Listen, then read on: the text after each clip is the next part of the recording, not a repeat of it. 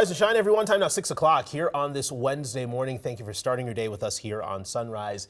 Jason Hackett and Alicia Lewis with you. Before we get to our top headlines this morning, got to get out to Bell in the backyard because it is chilly out there. It is cold and windy, Bell. Lots of layers needed today, sunglasses needed today, and what a difference a 24 hours can make. My goodness, as the winds are swirling out here in the backyard and obviously waking you up possibly in the overnight hours. So it is a gusty day. Right now it does feel like 2 below. The temperature is 16 and those winds are bouncing the camera around 22 miles an hour sustained. Here are the current temperatures.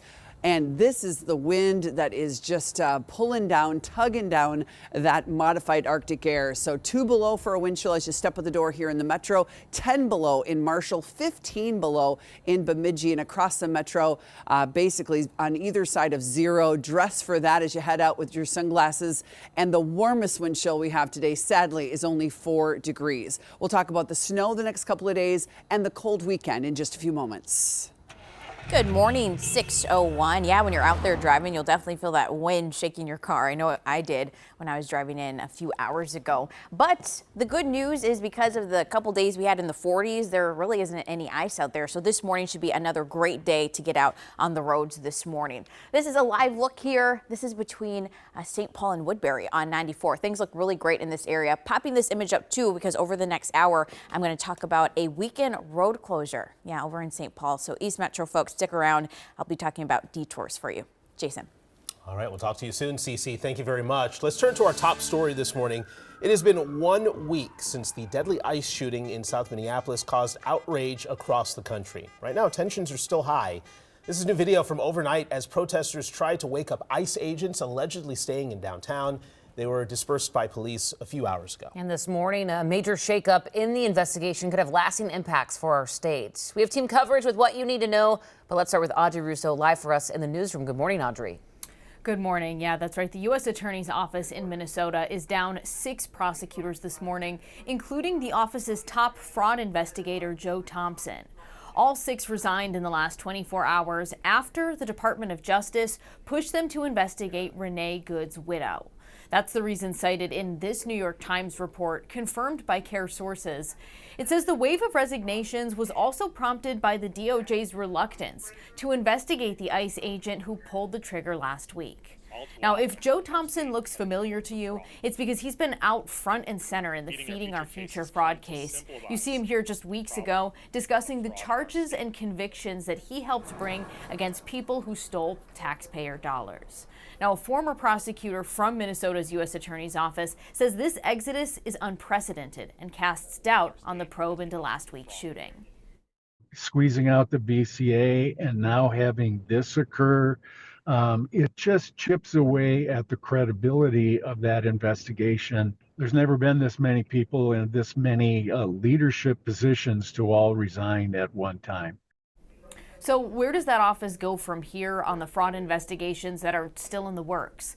I've got more on that coming up in about 30 minutes, but for now, I'll send things back to you. All right, Audrey, we'll check back in 30 minutes. Thanks so much. In just a few hours, people will gather at the site of last week's shooting for a prayer vigil honoring Renee Good. Our newest reporter, Megan McPherson, joins us live now from the memorial with the details. Megan. Jason, Alicia, good morning. That vigil set to take place here at Renee Good's Memorial. It is at East 34th Street and Portland Avenue here in South Minneapolis. Now, this, of course, coming 1 week after Good was shot and killed by an ICE agent here. Community activist Shaletta Brundage says that she will be leading this vigil. It is set to last about 3 hours, and it will begin at exactly 9:37, which is that precise moment that Good was shot 1 week ago. Organizers say that this is not intended to be a protest, but rather a call for quiet reflection, unity, and prayer for peace in a community that is still grieving.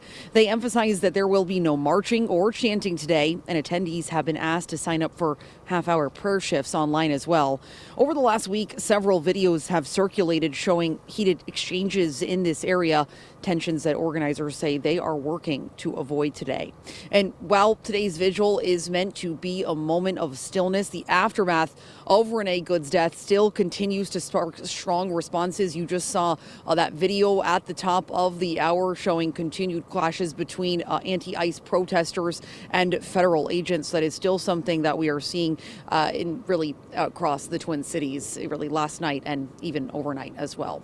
Back to you. All right, Megan, thank you so much. And this morning, the Department of Homeland Security says they've arrested 2,400 people since ICE operations started in Minneapolis on November 29th. Now, last Wednesday, ICE reported 1,400 arrests, though DHS officials say the number of arrests can lag. And over the last several days, students at high schools across the metro have been protesting ICE's presence in their communities. Here's video of a walkout at Park Center Senior High in Brooklyn Park just yesterday. This afternoon, at least 200 students in the St. Paul Public School District are planning a walkout to the state capitol. Students at Humboldt Secondary on the city's west side are also planning to walk out starting at noon. They're going to go from the school to downtown and then to the capitol.